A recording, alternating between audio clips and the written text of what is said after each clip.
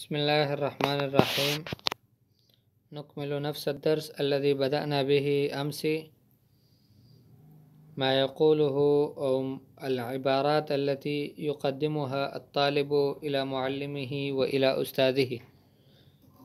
فمثلا يقول له: أعجبنا كثيرا بأسلوبكم وطريقة تدريسكم، أي أعجبنا كثيرا أسلوبكم وطريقة تدريسكم.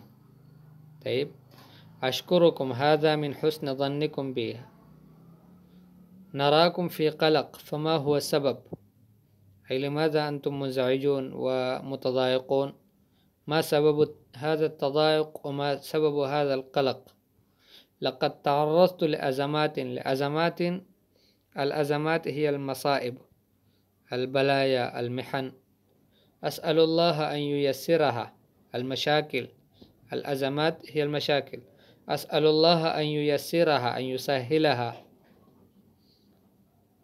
طيب، تبدو سعيدا هذا اليوم يا معلمنا، يعني اليوم أنت ترى في مزاج جيد، كأنك سعيد جدا.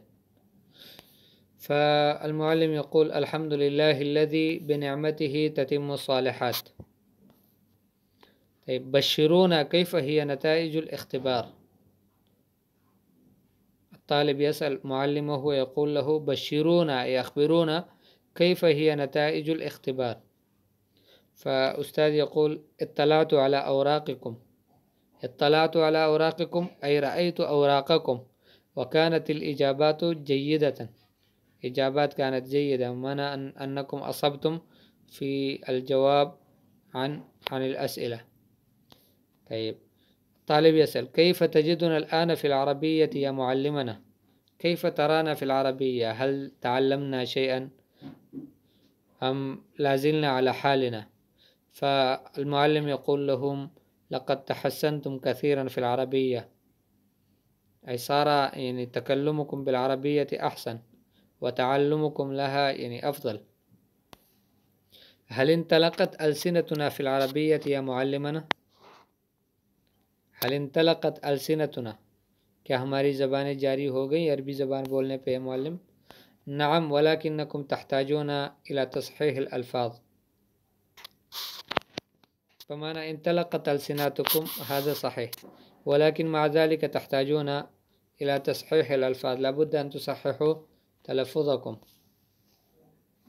طيب، فيكفينا هذا القدر، وإن شاء الله تعالى نأخذ الباقي في الدرس المقبل.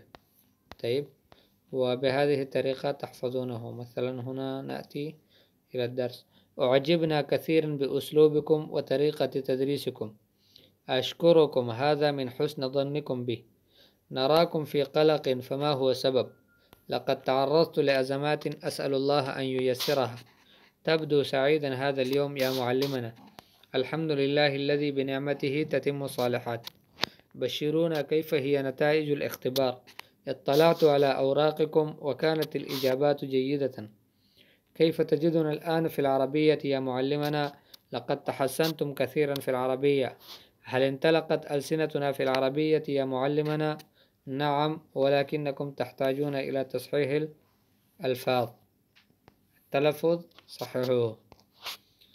طيب، والسلام عليكم ورحمة الله وبركاته.